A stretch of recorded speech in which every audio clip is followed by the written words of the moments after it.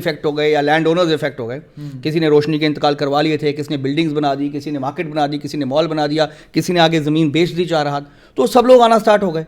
अपने अपने वकील को हर कोई जाके कॉन्टैक्ट कर रहा है। ब्रॉडवे होटल्स वाले एक लीड टाइटल केस बना, वो SLP में चले गए direct against this 9 October judgment before the supreme Court of India. Jammu Kashmir की सरकार ने एंटी एनक्रोचमेंट ड्राइव को लेकर एक सर्कुलर जो है रेवेन्यू डिपार्टमेंट ने निकाला। उस सर्कुलर में उन्होंने कहा कि एंटी एनक्रोचमेंट, रोशनी और काचराई दोनों ज़मीनें, उसके अलावा स्टेट लैंड जहाँ पर भी है उसके ऊपर किसी भी तरह का अगर कोई नाजायज़ कब्ज़ा है, उस कब्ज़े से फ़ौरन उस ज़मीन को आज़ाद करा के डिपार्टमेंटों के हवाले किया जाए, उन विभागों के हवाले किया जाए जिन विभागों की वो ज़मीनें हैं।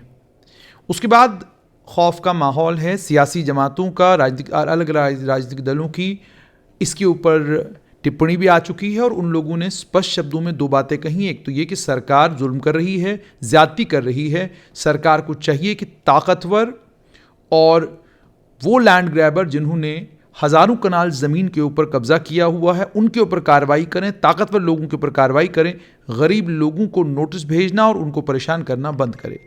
लेकिन कानून क्या कहता है? अदालत में ऐसा हुआ क्या है जिसके चलते जम्मू कश्मीर की सरकार को ये एंटी एनक्रोचमेंट ड्राइव शुरू करना पड़ा? और क्या हुआ उस रिव्यू पिटिशन का जो जम्मू कश्मीर की सरकार ने खुद जम्मू कश्मीर लद्दाख हाई कोर्ट में दायर की थी? उस रिव्यू पिटिशन के होते हुए भी सरकार का एंटी एनक्रोचमेंट ड्राइव कर सकती है।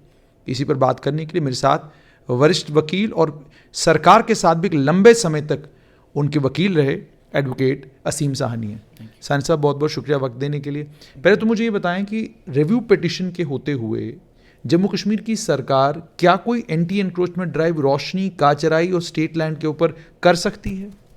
जी कर सकती है। मतलब एक आंसर आपने बोला कर सकती है, मैंने कहाँ कर सकती है। इस केस में कर सकती है कि नहीं कर सकती, कोई लॉ मैथ्स नहीं है, 2 into 2 4 नहीं होता लॉ में। इस केस में इसीलिए नहीं कर सकती थी क्योंकि उसमें बैकग्राउंड आपको भी पता है, आपके दर्शकों के लिए फिर एक बार बता देता हूँ कि 9 अक्टूबर 2020 को division bench of the J&K High Court, then comprising of Honourable Chief Justice Geeta Mittal and Honourable Justice Rajesh Bindal, जो अब इलाहाबाद हाई कोर्ट के चीफ जस्टिस हैं आफ्टर हिज ट्रांसफर, उन लोगों ने एक जजमेंट दी IA में। अब मैं ये बड़ा टेक्निकल चीज़ें होती हैं जो आपके दर्शकों के लिए और आपके लिए मैं बताऊं, ये PIL डिसाइड नहीं हुई। PIL professor SK Bhalla versus state of J&K 2011 की चल रही थी, PIL नंबर 19। ये डिसाइड नहीं होती है। इस PIL में एक 48 नंबर एप्लीकेशन डिसाइड होती है जो SK भल्ला के अंदर मर्ज थी, लेकिन वो अंकुर शर्मा ने की थी। अंकुर शर्मा अब हमारे वकील भी हैं, उस समय वो शायद 2011 में वकील नहीं थे, तब स्टूडेंट थे शायद। तो उन्होंने की थी challenging the वायरीज of the Roshni act. उसमें उन्होंने एक अलग से PIL भी अपनी भी कर रखी थी, बड़ी इंटरेस्टिंग बात समझिए। और यहाँ पे एप्लीकेशन दी थी कि भाई मैटर भी रेफर टू द CBI। तो कुछ इन हालात में ये PIL और एप्लीकेशन चल रही थी। शुरू से ये PIL चलती रही ऑन अ सेपरेट सब्जेक्ट, और रोशनी को जो है अल्ट्रा वायरस डिक्लेयर किया जाए वो अंकुर शर्मा वर्सेस स्टेट चल रही थी। अब समझिए, इसका ब्रॉडर पर्सपेक्टिव कुछ और था regarding encroachments, regarding land grabbing, regarding sanctions, so fourth and so on. और उसका था पर्टिकुलरली रोशनी एक्ट भी डिक्लेयर अल्ट्रा वायरस। और इस तीसरी एप्लीकेशन का, ये 2 हो गए मुकदमे, PIL is also writ petition. उसके अंदर एक IA आती है अंकुर शर्मा, इसके अंदर SK भल्ला में, और वो IA कहती है कि please refer the matter to the CBI for CAG के स्कैम है जो अब बाहर आया, इसमें अकाउंट्स का रिलेटेड है, करोड़ों रुपया का गबन हुआ है, लाखों रुपया इधर उधर मतलब हाथ में बदले गए, वो that is a separate issue. 9 अक्टूबर को ऐसा क्या होता है जब कोविड की वजह से कोर्टें जो है वर्चुअल मोड पे चल रही हैं। और मज़ेदार बात है कि वो जो दूसरी PIL है अंकुर शर्मा, बट उसमें pertaining to the Roshni order कर रही है कोर्ट, बार बार एक नहीं 10 ऑर्डर पास किए हैं डिवीजन बेंच ने कि आप जितने रोशनी के बेनिफिशियरीज हैं उनकी लिस्ट हमें दीजिए गवर्नमेंट को, and publish it in the newspaper so that everyone is invited to join the cause. अभी हाई कोर्ट में रेवेन्यू डिपार्टमेंट ने बेनिफिशरीज की लिस्ट देनी थी, एक भी लिस्ट नहीं आई। डिटेल्स अभी इकट्ठी हो रही थी कि अब्रप्टली कोविड आ गया, कोविड को लेके लॉकडाउन हो गया, और अचानक इस केस की 1-2 बारी सुनवाई हुई, और सुनवाई होते होते ही अचानक पता चला जी आज तो हेयरिंग हो रही है रोशनी मैटर्स की। और रोशनी मैटर्स में अभी रोशनी के बेनिफिशरीज उस केस में बुलाए जाने, उनको बुलाया नहीं गया, और यहाँ रोशनी एक्ट खत्म हो गया।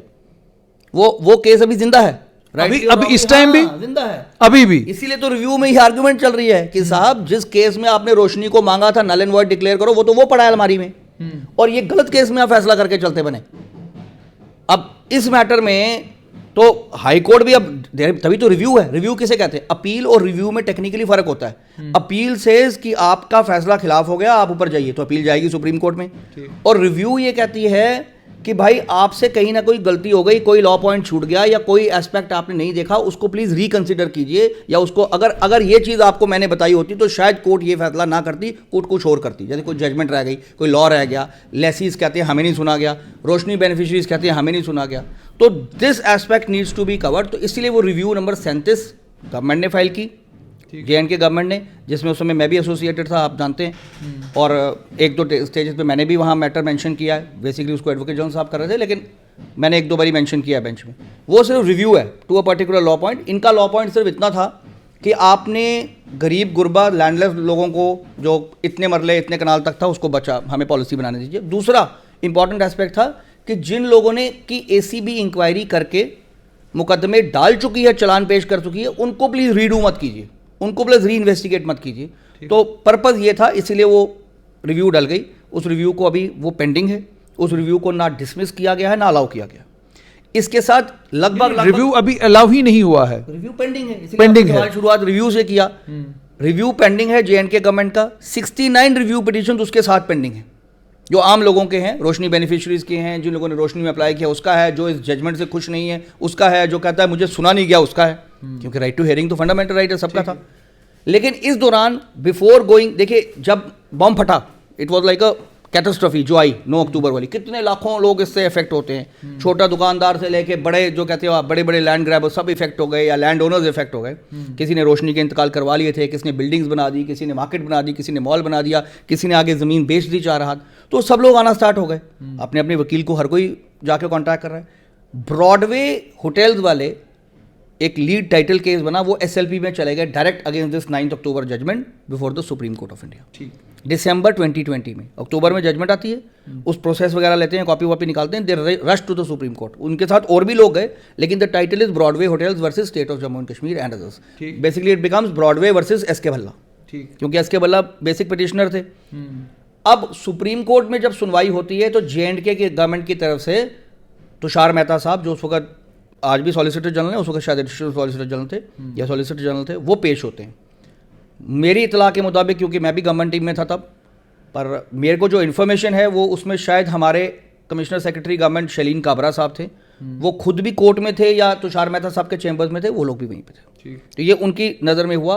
हेयरिंग जब स्टार्ट होती है, अब क्योंकि वर्चुअल मोड पे वहाँ पे भी हो रही थी, हेयरिंग जब स्टार्ट होती है तो जब मेहता साहब उधर से कहते हैं कि sir need not, the supreme Court was incline to grant a stay,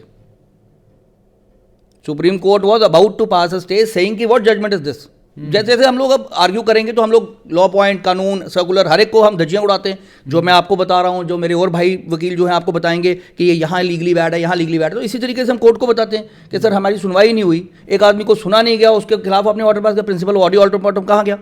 तो सुप्रीम कोर्ट सिर्फ principle of natural justice and ऑडियो अल्टरमॉटम पे, क्योंकि पिटिशन वो पढ़ के आए होते हैं जजेस, दे डोंट वेस्ट टाइम, लंबी कच्ची पेशी में लंबी आर्ग्यूमेंट्स नहीं होती, तो they were about to grant a stay. In the meantime solicitor general साहब कहते हैं कोर्ट में कि sir need not interfere in this matter, the JNK government, because he was representing JNK government.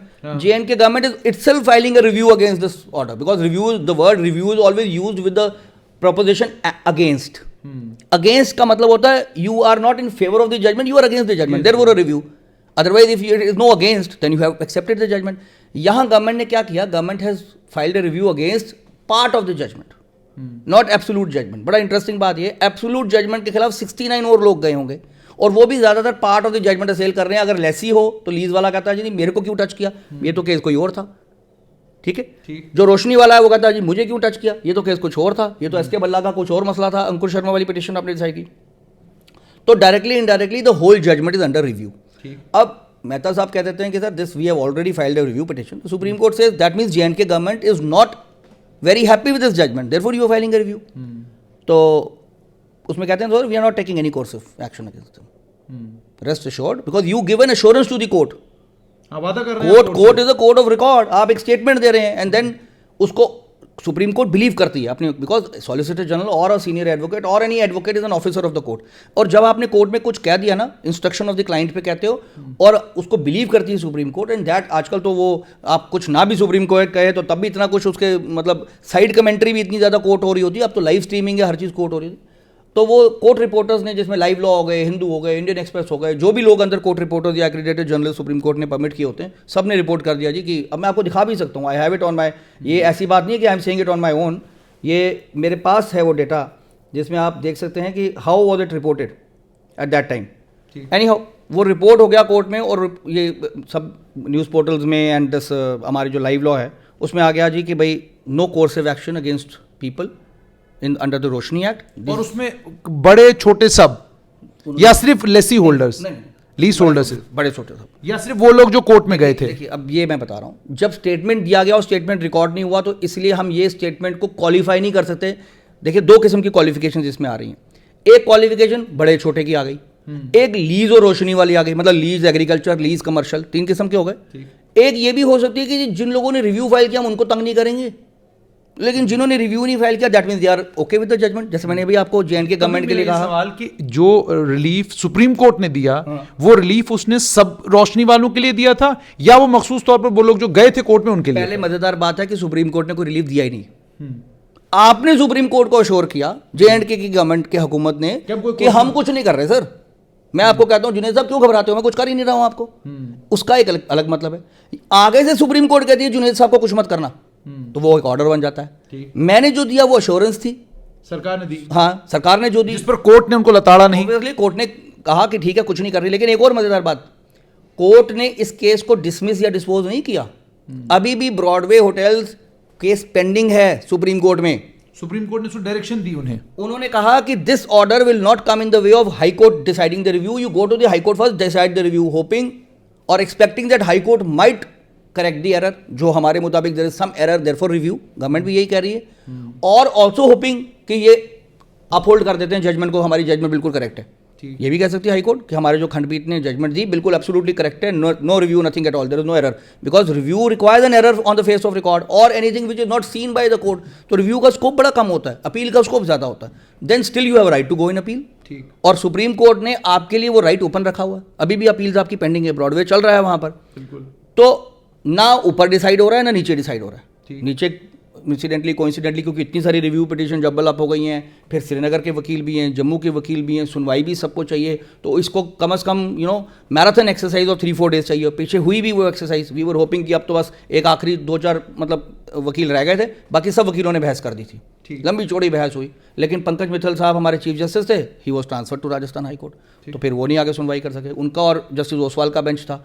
अब उसके बाद बना जस्टिस मागरे का बेंच, फिर जस्टिस मागरे ने भी 1 दिन की हियरिंग की, लेकिन उसके बाद he couldn't hear the matter because he was superannuating. उसके बाद थर्ड बेंच बना acting chief justice Tashir Afsan साहब का, तो he also didn't hear the matter for the reason कि अभी कंफर्म चीफ आने वाले हैं, तो उनकी सुप्रीम कोर्ट ने रिकमेंडेशन कर दी। उन्होंने ऑब्वियसली कोर्ट में नहीं कहा, बट ही थॉट कि भाई दूसरा, उन्होंने कोर्ट में लिखा कि ऑर्डर में लिखा कि ये रिव्यू पिटीशन उस बेंच में लगाए जाए जिसमें जस्टिस ओसवाल भी हों, क्योंकि जस्टिस ओसवाल पहले कई दिन तक वो सुन चुके थे विद जस्टिस मित्तल। तो ये हमारी टेक्निकल चीज़ें होती हैं, this is between a lawyer and अ जज। हम सिर्फ ये समझते हैं कि यार उस जज ने केस को अच्छे तरीके से समझ लिया है, सुन लिया हुआ है, so there is no need of repetition of the entire thing. तो इसीलिए टेक्निकली उन जज साहब के पास लगा दिया, फरवरी की डेट लगी हुई है। अब वी वर ऑल होपिंग कि जैसे स्मूथ चल रहा है चलता रहेगा, क्योंकि ये कोर्ट में भी माना है एडवोकेट जनरल साहब ने, मैं आपको सुप्रीम कोर्ट की बात बता रहा हूँ, और मेरे ख्याल से गवर्नमेंट के कहीं ना कहीं फाइल्स में, चिट्ठी पत्र में, सॉलिसिटर जनरल ने जो रेवेन्यू को लिखा है या सीएस को लिखा, उसमें लिखा हुआ है कि this statement has been given by the Solicitor General, जैसे अखबारों में या वेब पोर्टल में रिपोर्ट हुआ है। Nobody has denied that the Solicitor general did not make a statement, क्योंकि उसके लिए वरना ऑडियो वीडियो और वो लोगों का रिकॉर्ड निकलेंगे कि भाई अगर ये स्टेटमेंट दिया नहीं सॉलिसिटर जनरल तो कोर्ट कैसे हुआ। अब वी वर होपिंग कि things will go smooth, review petition decide हो जाएगी। इन द मीन टाइम ये ऑर्डर्स आ गए, तो पहला ये सर्कुलर निकल गया, वो सीएस का आ गया, फिर सर्कुलर आ गया। देखिए we need to understand it very clearly कि अगर आप रोशनी को हटा दें इस सर्कुलर से, तो ये सर्कुलर परफेक्टली ऑल राइट है, कोई दिक्कत नहीं सर्कुलर। इसीलिए दिक्कत नहीं कि आप हुकूमत हैं, हुकूमत का काम है स्टेट लैंड को बचाना, फॉरेस्ट को बचाना, काचराई को बचाना, शामलत लैंड्स को बचाना, ये हुकूमत का ही काम है ना। बिल्कुल। और अगर आपको मैं ये लिख दूं, आप अपने अफसरों को लिख रहे हैं, डीसीज को और तहसीलदारों को, कि भाई कोई भी जो लैंड हमारी चोरी हो रही है या ग्रैब हो रही है या लोग कब्जे कर रहे हैं अवैध तरीके से, तो उसको वापस रिट्रीव कीजिए। चाहे नेशनल हाईवे पे कोई खोखा क्यों ना लगा रहा हो, रिट्रीव कीजिए। ये ड्यूटी आपकी है ना। यही हम लोग इल्ज़ाम लगाते हैं कि सरकार अपना सही काम नहीं करती। अब वो काम कर रही है। यहाँ इनसे गलती क्या हो गई, जो मेरे मुताबिक गलती है, मे भी ये कहें कि जी हमने बिल्कुल करेक्ट किया, मुझे ये लग रहा है लीगली गलती होगी। They should not have intermingled Roshni land with state land and this kahcharai land. क्यों जुडिस मैटर। ठीक है, जैसे मैंने तुषार मेहता साहब का स्टेटमेंट दिया, अब या तो उसको डिफाइन करें अपनी मीटिंग में कहीं पे या कोर्ट में।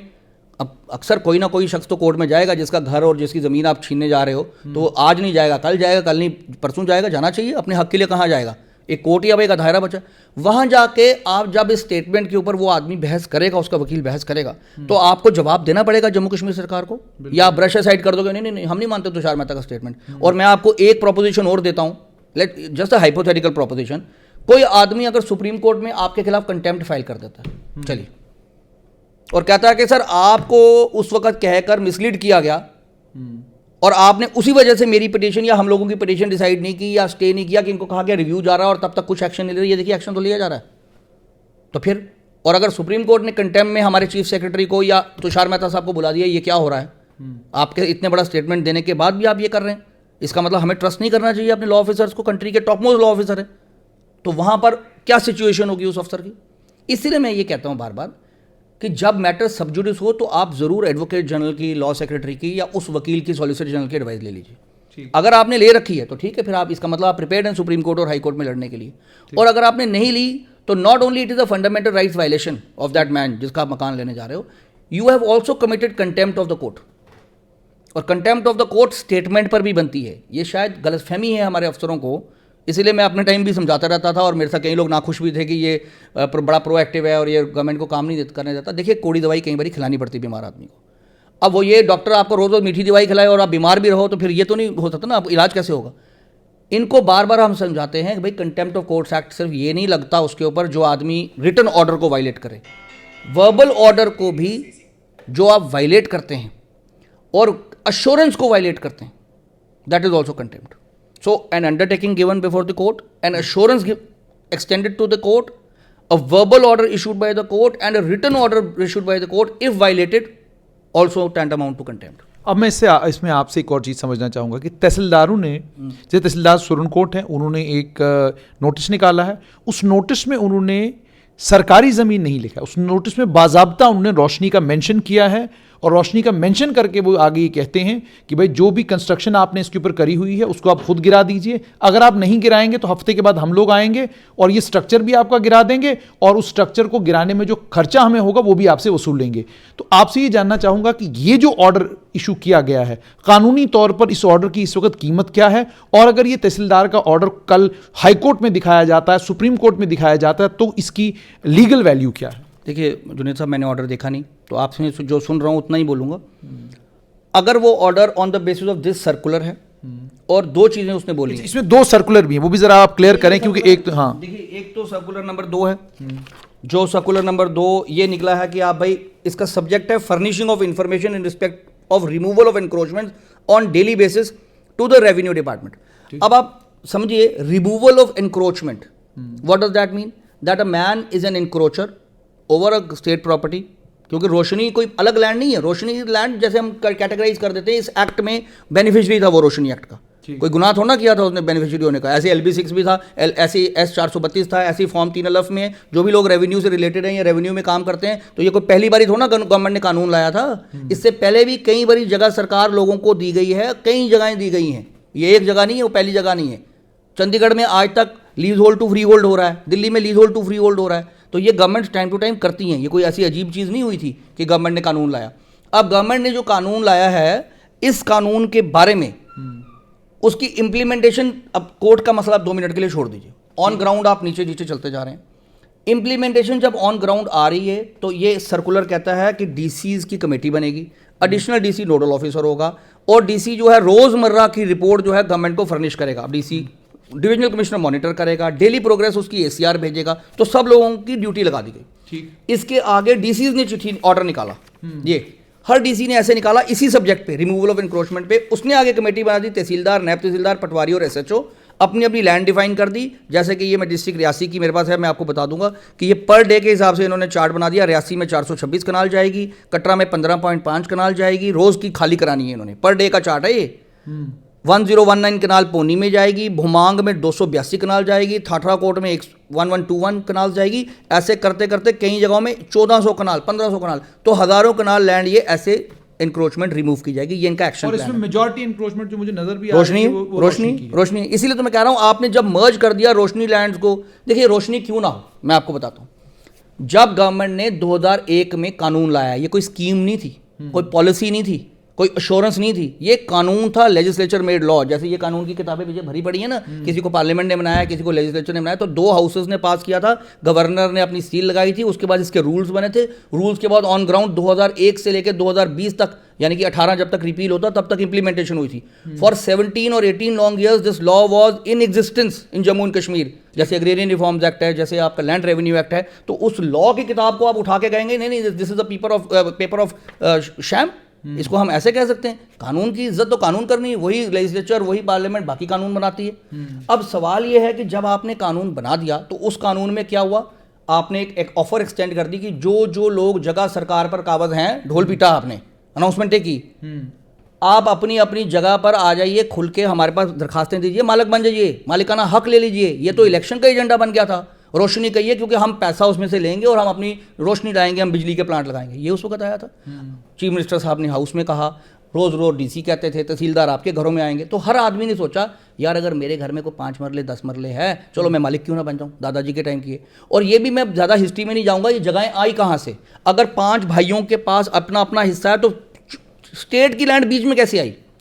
उसका रीज़न भी था, उसका रीज़न था कि जब अग्रेरियन रिफॉर्म्स एक्ट 1971 में आया तो जो बड़े बड़े वसीदार थे, बड़े बड़े लाले थे, लैंडलॉर्ड्स थे, दीवान थे, उनको राज्य ने लैंड दे रखी थी। ठीक। Big landed estate abolition act आया उसी साल, बिग लैंडेड ये अग्रेरियन रिफॉर्म्स एक्ट आया उसी साल। सोशलिज्म के कंसेप्ट पे आपने कहा लैंड टू द टिलर, तो आपने दफ़ा 4-8 की इंतकाल चढ़ाना शुरू कर दिए। सेक्शन 4 का इंतकाल चढ़ता है स्टेट का, सेक्शन 8 का इंतकाल चढ़ता है टिलर का। ठीक। आपको टिलर को एग्रीकल्चर लैंड सिर्फ कुछ हेक्टेयर्स की दी जाती है जितना सीलिंग एरिया है, करेक्ट। ठीक। सीलिंग एरिया से ऊपर हज़ारों कनाल लैंड थी उन लालों के पास, उन वसीदारों के पास, उन वजीरों के पास। कहाँ गई वो लैंड? वो जगह सरकार बन गई। ठीक। इसीलिए 5 भाइयों की जगह बनती थी टिलर्स की। अगर आपके फोरफादर हैं, मेरे फोरफादर हैं, इनके फोरफादर हैं, हमारे 4 फोरफादर इकट्ठे थे, बीच में जगह सरकार भी आ जाती, क्योंकि उनको मिलने के बावजूद भी वो जगह बच गई थी। बिल्कुल। ना वो जगह गई वापस वजीर को, लैंडलॉर्ड को, ना वो जगह आई टिलर को, बन गई जगह सरकार। तो चोरी तो नहीं आई ना, वो जगह किसी की थी, कहीं से चली, किसी कानून से आई, किसी कानून में किसी को मिली, किसी और को मिल गई। जैसे इवैक्यू प्रॉपर्टी थी, आज वो लोग पाकिस्तान में बैठे हैं लेकिन प्रॉपर्टी पे कोई और बैठा है। कल गवर्नमेंट कानून लाते जी इवैक्यू प्रॉपर्टी उसी को दे दो जो मालिक है, इनसे पैसे ले लो, तो क्या गुनाह है जी इसमें? लेकिन फिर कोई केस करता है कि नहीं जी इवैक्यू प्रॉपर्टी इनको क्यों दी जुनेद साहब को, कि ये 100 साल से बैठे हैं, ये तो ऑक्शन में डालो, हो सकता है कोई दिल्ली का भर दे, इस हवेली को ले ले। तो बात तो अपील करती है कि हाँ जी गवर्नमेंट पैसा कमाएगी, बट अब क्या गवर्नमेंट व्यापारी है? क्या गवर्नमेंट कोई ट्रेड में बैठी है? ये गवर्नमेंट ने वेलफेयर स्टेट का कंसेप्ट करना है कि यार 100 साल से ये आदमी अपने बच्चों को इसने पढ़ाया, 3 जनरेशन इसी मकान में रह चुकी है, इसी से पैसे लो, इसी को दे दो। मतलब मैं आपको other aspect of the story बता रहा हूँ, जो बार बार लोग कहते हैं जी रोशनी स्कैम है, रोशनी कोई फ्रॉड है, रोशनी कोई वो है। असीम जी एक और इम्पॉर्टेंट एस्पेक्ट है, उस पर आना चाहूँगा। सरकार ने कमेटियां बनाई, इसे आपने कहा कानून तो लेजिस्लेटिव असेंबली ने बनाया, उसके बाद सरकार ने कमेटियां बनाई, उन कमेटियों को जिम्मेदारी सौंपी गई, भाई ठीक है जो लोग काबिज हैं आप उनसे बताइए कितना पैसा उनका बनता है, वो ले सरकार उनसे लेगी और ज़मीनों का हक उनके ऊपर दे दीजिए। करोड़ों रुपया लोगों ने दे दिया। उसके बाद वो सारे लोग इस वक्त केस भुगत रहे हैं, कोई एसीबी में, कोई सीबीआई में, कोई कहीं पर, कोई कहीं पर। वो शख्स, वो लोग ये कहते हैं, उनका इल्ज़ाम ये है कि जनाब हमने तो पैसा भी भरा, पैसा भरने के बावजूद जो है अगर कमेटी ने गलत रेट फिक्स किया, कमेटी ने गलत तरीके से हमसे पैसा लिया, तो आप हमारे खिलाफ कार्रवाई क्यों कर रहे हैं? अब उनका दूसरा मामला ये कि चलिए ठीक है, अगर आप लोगों ने अब कार्रवाई ही करनी है तो हमें पैसा वापस दे दीजिए, तो अपनी ज़मीन वापस ले लीजिए। जजमेंट यही कहती है। कानून क्या कहता है? कानून तो चलो, कानून तो ये कहता था, देखिए अब कानून से 2 चीज़ें हैं। क्या कानून आप रोशनी एक्ट की बात कर रहे हैं तो वो कानून अलग है, अगर आप कानून जजमेंट की बात कर रहे हैं तो जजमेंट कुछ और बोलती है। रोशनी एक्ट तो ये कहता था कि भैया लोगों को अनाउंसमेंटें करो, स्टेट लैंड है, जैसे मैंने आपको वहीं सेंटेंस खत्म किया कि स्टेट लैंड में आप सब ने अप्लाई कर दिया कि चलो यार दादाजी की ज़मीन है, हम स्टेट की लैंड पे काबज़ हैं, अप्लाई करते हैं, ले लेते हैं, ठीक है। ठीक, बिल्कुल। हम सब ने क्या किया, वॉलंटरली अप्लाई किया। भाई हम सब कह रहा हूँ कि जो भी लैंडलॉर्ड्स हैं, किसान है, दुकानदार है, सबने अपने आप को खुद वॉलंटरी डिस्क्लोज किया कि मैं स्टेट लैंड ओन कर रहा हूं। अगर वो ना डिस्क्लोज करता 2 मिनट के लिए तो 100 साल तक हमारी रेवेन्यू मशीनरी ढूंढ नहीं सकती थी वो लैंड कहां पर है और किसके पास है और कौन सा कोऑर्डिनेट है, कौन सी जगह पे वो टोटा पड़ता है, या ढूंढ सकती थी। क्योंकि उन्होंने खुद अपने आप को बताया, वॉलंटियर किया on a principle of legislative expectation कि हमारे साथ कुछ अच्छा होने वाला है, हम मालिकाना हक मिलने वाले हैं। किसी ने बोला जनाब मैं 5 कनाल में हूँ, किसी ने बोला मैं 50 कनाल में हूँ, किसी ने बोला मैं 100 कनाल में हूँ। गवर्नमेंट ने जैसे आपने बताया प्राइस फिक्स किए, उसको कहा तेरा इतनी लैंड है तो इतनी किस्तों में दे दो। गवर्नमेंट ने पता ये स्कीम भी निकाली थी अंडर रूल्स कि 3 किस्तें दे दीजिए, 5 किस्तें दे दीजिए, 6 किस्तें दे दीजिए, आपको इतना इंटरेस्ट पड़ेगा, इतना माफ हो जाएगा। तो ये तो बेसिकली बैंक की तरह स्कीम आई थी और लोगों ने अवेल की। अवेल होने के बाद लोगों को मालिकाना हक भी मिल गए। ठीक है, मालिकाना हक मिलने के बाद उनके इंतकाल चढ़ गए। इंतकाल चढ़ गए, वो वाह वाह हो गई जी उनकी। फिर इंतकाल चढ़ते ही अगर वो मेरे पास प्रॉपर्टी थी, मैंने कहा यार बड़े पैसे खर्चा हो गया मेरा, मैंने फीस भी दी है, सब कुछ दिया, तो मैं इस आधी प्रॉपर्टी का फर्द लेके बेच देता हूँ जुनेद साहब को। फर्द भी मिले, जुनेद साहब को मैंने बेच भी दी। जुनेद साहब ने अपने किसी रिश्तेदार को बोला यार तू मुझसे खरीद ले तो तू मकान बना ले, उसने भी खरीद ली, उसने मकान भी बना लिया। तो गवर्नमेंट ने ये सोचा कि ये 3 हाथ जो बिक गई वो वापस कैसे आएगी। जुनेद साहब मेरे पे मुकदमा करेंगे, मैं उस पर मुकदमा करूंगा, उस पर सरकार, ये कौन भरपाई देगा। एक एस्पेक्ट ये। दूसरा एस्पेक्ट आप बात कर रहे हो ओरिजिनल प्राइस की जो मैंने गवर्नमेंट को जमा किया, मैं उसके आगे सब्सिक्वेंट कैस्केडिंग इफेक्ट की बात कर रहा हूँ। ओरिजिनल प्राइस में हाई कोर्ट ने कहा, कानून नहीं कहता था, कानून तो कभी ये सोच के नहीं चल रहा था कि एक दिन हमारा कानून रद्द हो जाएगा। हाई कोर्ट ने ये कहा इनके पैसे वापस दे दो अपनी जजमेंट में। यस, ये कहा कि जिन लोगों ने पैसे दे दिए हैं, मालिकाना हक दिए हैं, जब आप इनकी म्यूटेशंस कैंसिल कर लोगे या जो भी आगे करोगे, स्कीम बताई, तो आप इनके पैसे वापस करोगे। ठीक। अब आपने किसी के पैसे वापस किए, आपने वर्कआउट किया कितने पैसे। मेरी इतला के मुताबिक इन्होंने पिछले बजट में पैसे मांगे थे, रोशनी स्कीम में इतने पैसे हमें चाहिए वापस करने के लिए। अगर इनको पैसे आ गए हैं तो फिर इनको जमा कराने चाहिए, लोगों से साथ में कब्जा लो, साथ में अकाउंट नंबर लो, साथ में पैसे डालो, मतलब जो होना ये चाहिए। अभी तक पैसे के बारे में तो कोई बात नहीं हो रही। दूसरा जो आपने बड़ा अहम सवाल उठाया कि अब मैंने कानून के बेसिस के ऊपर 3 मंजिला या 4 मंजिला मकान बना दिया, मार्केट बना दी, अब क्या वो मकान डिमोलिश करोगे आप? सवाल की सबसे इंपॉर्टेंट सवाल, वो कहां लिखा है कि आपने डिमोलिशन करनी है? ना वो कोर्ट की हिदायत है, ये अपने मनगढ़ंत। तो इसका मतलब पूरी स्टेट में आप करोड़ों रुपए की प्रॉपर्टीज डिमोलिश करोगे, या मेरी वो प्रॉपर्टी जो आप ले रहे हो उसके मुझे पैसे दोगे, मुझे मुआवजा दोगे उसका? लैंड तो आपकी थी, कंस्ट्रक्शन मेरी है। क्या कंसेप्ट ऑफ एक्विजिशन क्या है? स्टेट लैंड पे भी अगर मैंने कंस्ट्रक्शन कर दी और मैंने कोई चोरी तो नहीं की, यहां तो आप जिन्होंने स्टेट लैंड पे कब्जा होते हो उसको भी आप देते हो, सोल्यूशन देते हो कि नहीं देते हो लैंड एक्विजिशन के अंदर। तो कानून क्या बोलता है कि लैंड आपकी थी, मैंने कुछ गलत नहीं किया, मैंने अंडर द लॉ काम किया, अंडर द लॉ मैंने वो जगह खरीदी, इंतकाल चढ़वाए, उसको जगह को बनाया, मैंने मकान बनाया, मेरा मकान बनाया तीसरे आदमी ने, शायद पहले ने ओरिजिनल ने बनाया भी नहीं, उसके मकान को डिमोलिश करोगे आज आप? तो नुकसान किसको हुआ? तीसरे को। पैसा वापस किसको हुआ? पहले को। तो पहले का पैसा तीसरे तक कैसे पहुंचा? उसने तो पता नहीं 4 गुना ज्यादा महंगा खरीदा होगा। ठीक है, फिर जो आप प्रॉपर्टी डिमोलिश कर दोगे, डिमोलिशन की कॉस्ट भी उससे रिकवर करोगे, किससे? पहले से करोगे कि तीसरे से करोगे? तो ये बहुत इंटरेस्टिंग हो गया है। असीम जी, अंत में आपसे ये जानना चाहूंगा कि अब ये जो पेंडोराज बॉक्स सरकार ने खोला है, अब इस पेंडोराज बॉक्स के खुलने के बाद आपको क्या लगता है राजनीतिक तौर पर इसके रिपरकशंस क्या होंगे, सामाजिक तौर पर इसके रिपरकशंस क्या हो सकते हैं, और आप आने वाले दिनों में इस एनक्रोचमेंट ड्राइव को कैसे देखते हो? आपको लगता है कि इस एनक्रोचमेंट ड्राइव में जो नीयत सरकार की है, क्या उस नीयत के मुताबिक ये ड्राइव हो पाएगी? देखिए जी, सबसे इंपॉर्टेंट एस्पेक्ट है कि कितने लोग अफेक्टेड हैं और किस लेवल तक अफेक्टेड हैं। 2, 4, 5 अफेक्टेड होते हैं तो हम कहते हैं चले जाएगा आदमी कोर्ट में देख लेगा, क्योंकि कोर्ट में जैसे आपने देखा वो कितनी सारी पॉलिसीज़ आती हैं, इसकी एक्साइज पॉलिसी चेंज हुई, गवर्नमेंट ने बड़े सारे चेंजेस लाए, उसमें तो मैं ही वकील था गवर्नमेंट का। People were affected but matter was sorted out in the court, Supreme Court भी वो गए, ultimately you have to bow down before the dictum of the supreme Court. यहाँ पर इफेक्ट का लेवल जो है वो बहुत ज़्यादा है, मैंने आपको बता दिया। एक तो ओरिजिनली वो फैमिलीज इफेक्ट हुई, उसके बाद वो चौथे हाथ जो प्रॉपर्टी बिक गई वो लोग इफेक्ट हुए, फिर उन प्रॉपर्टीज को मॉर्गेज किया गया बैंक्स में, बैंक इफेक्ट हो रहा है, पैसा इफेक्ट हो रहा है। अगर वो बिल्डिंग ही डिमोलिश हो गई जिसमें मैंने बैंक लोन लिया है तो बैंक पैसा कैसे रिकवर करेगा? बैंक की तो कोलेटरल है वो। ठीक, तो फिर बैंक भी इंटरफेयर करेगा, बैंक भी मुकदमा करेगा, बैंक छोड़ता है अपना पैसा, बैंक भी तो पब्लिक मनी है। मैंने अगर पंजाब नेशनल बैंक से या स्टेट बैंक से लोन लेके एक मार्केट बनाई थी, जो मार्केट रोशनी लैंड पे बनी थी, रोशनी के इंतकाल पे बनाई थी, तो आप आ जाओगे, पहले तो उसको खाली कराओगे, चलो वहां तक भी बैंक लड़ेगा, फिर उसके बाद उसको कहोगे डिमोलिश करो, तो प्रॉपर्टी तो आपने बैंक की डिमोलिश की, जुनैद साहब की, अजीम जानी की थोड़ा की। तो बड़े ज़्यादा कॉम्प्लिकेशंस हैं इसमें, इसका कॉम्प्लिकेटेड, इसका वही आपने ठीक वर्ड यूज़ किया, पेंडोरास बॉक्स है, इसको आपने खोल तो लिया, अब संभाला नहीं जाएगा। क्योंकि वो आपका ऑर्डर ये बोलता है स्टेट लैंड इंक्लूडिंग रोशनी। भैया जब आपने 2001 से लेकर 2018 तक स्टेट लैंड का डंबा पीटा था ना, तो किसी ने छुपाई नहीं थी, सब लोगों ने स्टेट लैंड को रोशनी बना दिया था, सब लोगों ने बना दिया था ऑलमोस्ट। कोई रिट में कर चला गया था, किसी को नोटिस इशू हो गया था, किसी ने फॉर्म भर दिया था, किसी ने पैसे देके मालिकाना हक ले लिया, किसी ने उधार पे पैसे लेके मालिकाना। मैं ऐसे लोगों को जानता हूं जो मेरे क्लाइंट्स हैं, जिन्होंने मार्केट से पैसा उठा के लाखों रुपया करोड़ों रुपया उठा के आपसे उसी जमीन का मालिकाना हक लिया था जिस पे वो पिछले 80 साल से बैठे हुए थे। उन्होंने मुझसे पूछा कि सर हम 80 साल से बैठे तो हमारा मकान है, हम अपने मकान के क्यों पैसे दें? मैंने कहा भाई आप आज तक थे काबज, कब्जे में थे, अब आप बनोगे मालिक। और उन्होंने हमारी एडवाइजेस के ऊपर पैसे दे दिए, रोशनी के इंतकाल भी चढ़ गई। अब वो पैसे रिकवर कहाँ से करने थे? उन्होंने आधे बेच दिए, आधे रख लिए, मॉर्गेज कर दिया। तो मैं तो उन लोगों की बात कर रहा हूँ कि मॉर्गेज प्रॉपर्टीज का क्या करोगे आप। अब सेकंड क्वेश्चन जो आपने पूछा कि ठीक है अब स्टेट लैंड तो पीछे बचती कुछ नहीं, यही आपने बिल्कुल ठीक देखा, स्टेट लैंड बची आगे रोशनी लैंड मैक्सिमम स्टेट लैंड बन चुकी है। तो आपने रिकवरी की तो स्टेट लैंड की रिकवरी करो, रोशनी को फिलहाल कोर्ट्स के लिए छोड़ दो। लेकिन आपने इसकी तीसरी इंटरप्रिटेशन भी है, जिन लोगों को अब नोटिस जाने शुरू हो गए ना, तहसीलदार या पटवारी कमेटियां बन गई लोकल लेवल पे, ये नोटिस दे रही है। तो जैसे जैसा जैसा जिसका राग उसकी डफली, कोई लोकल तहसीलदार जा रहा होगा जी खाली कर देना जुबानी, कोई रिटर्न इशू कर रहा है, जैसे आपने अभी फरमाया कि किसी लोगों को रिटर्न, ठीक है। अब हर आदमी लोकल लेवल पे फटाफट अपने लोकल वकील के पास भागता है, वरना मैं इतना ज़्यादा आपको पता है इस ऐसे लीगल इश्यूज़ पे इंटरव्यू नहीं देता, लेकिन इसलिए दे रहा हूँ क्योंकि अब ये बहुत बड़ा इशू बन गया हुआ है। अब जो कठुआ हीरानगर दूर बैठा हुआ है बसोली बन्नी में, उस बेचारे को क्या पता, वो लोकल नज़दीक के वकील के पास जाएगा। एक वकील 2 लाइनों का जवाब बनाता है, क्या बनाता है जी, मैंने रोशनी में लिया था, मैं मालिक बन गया हूँ, अदालत में केस। उस बेचारे को क्या पता सॉलिसिटर जनरल ने क्या स्टेटमेंट दिया था, क्या नहीं दिया था। तो वो जो भी जवाब बनता है, अब वहाँ क्या करते हैं ये, वहाँ खुद ही आप मुंसिफ, खुद ही आप कातिल, खुद ही आप पढ़ते हो जवाब, ओहो जवाब ठीक नहीं बने, चलो जी मकान ले लो इधर चल के, 7 दिन बाद हो गया नोटिस पूरा।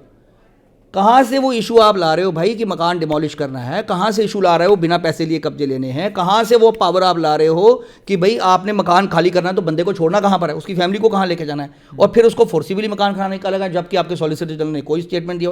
फिर अब ये तीसरा एक इन्होंने एजेंडा पकड़ा, कई तहसीलदार कहते हैं अगर आपके पास कोई कोर्ट की रसीद है तो दिखाओ। अब लोग अपने वकीलों को फ़ोन कर रहे हैं, जनाब मुझे कोर्ट में कोई केस किया था उसकी रसीद भेजो। वकील कहता है कौन सी रसीद भाई, और रिव्यू जो कोई रिव्यू किया था, कोई अपील की थी उसकी, फिर वो लाता है, फिर वो वकील जवाबी नोटिस बनाता है कि नहीं जी मैंने तो रिव्यू में किया, मेरा रिव्यू पेंडिंग है। कई तहसीलदार रिव्यू पेंडेंसी पर छोड़ देते हैं। ये जैसे मैंने आपको रीज़न बताया कि शायद इसकी इंटरप्रिटेशन ये किया जाएगा कि हम उन्हीं को बख्श रहे हैं जो कोर्ट में है, जो कोर्ट में नहीं किया। और लॉजिकली देखिए, अगर मैं दूसरी साइड का वकील हूँ, मैं कहूँगा सर जो कोर्ट में नहीं गया इसका मतलब उसको जजमेंट एक्सेप्टेबल है। ठीक, अब हम 4 लोगों के खिलाफ फैसला आता है। बिल्कुल, इसका मतलब रोशनी मामले में जितने भी लोग इस वक्त कोर्ट में नहीं गए हैं, इसका लीगल इंटरप्रिटेशन यही है कि आपको कबूल है। तो आप ये नहीं कह सकते कि जनाब फैसला हम 4 के खिलाफ आया था, 1 को हमने आगे भेज दिया, 3 हम देख रहे हैं फेंसिटर, प्रिंसिपल ऑफ फेंसिटर एप्लीकेबल नहीं होता यहाँ पर कि हम तो साइड पे बैठे देख रहे हैं, ये करवाएगा फैसला, ये समाजदार आदमी, इसके पास पैसे हैं, ये वकील करेगा, हम क्यों जाएं? जो फैसला कराएगा वो कराएगा। कभी कभी ऐसे जनरल प्रिंसिपल भी लगते हैं। अब मुझे किसी ने बड़ा अच्छा सवाल उसने पूछा, उसने कहा सर अगर अब आप कह रहे हो सबको आने की ज़रूरत है, तो जब मकान हमारे टाने थे, जब रोशनी का फैसला करना था, तब क्यों नहीं बोला सब आओ? तब भी हमें सुन लेते, फिर ज़रूरत ही क्या थी, हमें ही सुन लेते उस समय। हम भी वहाँ 500 वकील खड़ा करते, 1000 वकील खड़ा करते। मतलब अगर लाखों की तादाद में लोगों को कोर्ट में बुला लिया जाए तो कितना वकील इकट्ठा हो जाएगा? 1000 एक वकील, 2000 10,000 वकील। तो हम तब जाते, अब हमें क्यों बोल रहे हो जाओ? लेकिन इस देखिए बड़ी कन्फ्यूजन है। वो कहता है जी अब भी हमारे एक बंदे, क्योंकि आर्गूमेंट तो एक ही है, एक बंदे की सुनवाई करो और बताओ कि हमारा क्या कसूर है, हमें क्यों मारा जा रहा है। लेकिन अब लॉ ये कहता है you have to be heard. अब heard in how, heard in the sense कि you have to be heard not individually everyone, but एक आवाज़ आपकी तरफ से कोई ना कोई रिप्रेजेंटेशन होनी चाहिए। 500 आदमी एक वकील कर लो, पूरा गांव एक वकील कर लो, वकालतनामा दे दो, तो ये तो कोर्ट्स ने रास्ता बनाना होता है। But yes, principal of natural justice ये कहता है, मेनका गांधी की जजमेंट सुप्रीम कोर्ट ने कई साल पहले प्रोनाउंस की थी, जहाँ कहा था कि भाई नहीं, कानून में अगर नहीं भी लिखा हियरिंग, तब भी आदमी को आपने पनिश करना है, एडमोनिश करना है, कुछ उसके साथ उसके खिलाफ करना है, तो यू हैव टू हियर। ये प्रिंसिपल ऑफ नेचुरल जस्टिस है ही है। तो प्रिंसिपल ऑफ नेचुरल जस्टिस, तो हम वो देश हैं जो बड़े बड़े आतंकवादियों को, कसाब जैसों को भी हमने हियरिंग दी, रात रात को कोर्टें लगाई इन आतंकवादियों के लिए, रात रात को अदालत के दरवाजे खुले just to give a fair hearing to people. तो मेरे लोग जो बेचारे गांव में बैठे हैं, दूर दराज बैठे हैं, उनको फेयर हियरिंग नहीं मिलेगी। वो मुझे पूछेगा वकील को फ़ोन करके, जनाब मैं मुकदमा करूं कि नहीं करूं, मैं आऊं कि नहीं आऊं कोर्ट में। उन लोगों का क्या कसूर था? मैं मतलब this is just on the emotional side. Legally तो मैंने आपको बता दिया कि लीगली, लेकिन फिर मैं साथ में ये कहता हूं कि भाई अगर तहसीलदार तुमसे रसीद मांगता है तो आज की डेट में the only protection for you is that receipt. Court में लाओ, वकील से रसीद ले लो, नहीं किया मुकदमा तो कर लो, यही हो सकता है। बहुत बहुत शुक्रिया। तो आपने सुन लिया कि एडवोकेट असीम साहनी का साफ तौर पर यह कहना है कि जहां तक रोशनी की जमीनों का ताल्लुक है, कोर्ट में ऑलरेडी सरकार रिव्यू पिटिशन लेकर गई है और सरकार ने रिव्यू पिटिशन में कोर्ट में यह कहा है कि हम लोगों के साथ ज्यादती नहीं करना चाहते, लेकिन इन्होंने बहुत सारे वैलिड लीगल पॉइंट्स जो हैं उनको हाईलाइट किया है और उन तमाम वैलिड लीगल पॉइंट्स को अगर आप ध्यान से सुनेंगे तो आपको ये समझ में आएगा कि ये सोचकर घर बैठ जाना कि जी बाकी लोग कोर्ट में चले गए हैं तो हमें भी रिलीफ मिल जाएगा, इनके एडवोकेट असीम साहनी के मुताबिक है कि उनका ये कहना है कि ये ठीक अप्रोच नहीं है। दूसरा, इन्होंने ये भी कहा कि हुकूमत अगर अब ये सब कुछ कर रही है, अगर सरकार इस समय ये सब कुछ कर रही है तो सरकार को सुप्रीम कोर्ट को भी बताना पड़ेगा कल को और हाई कोर्ट को भी बताना पड़ेगा कि आखिरकार आपने जब ये सर्कुलर इशू किया और इसमें कहा कि आप रोशनी की जमीनों के ऊपर से भी एनक्रोचमेंट हटाने जा रहे हैं तो आपने कोर्सिव एक्शन हम नहीं लेंगे ये वादा सुप्रीम कोर्ट से क्यों किया था।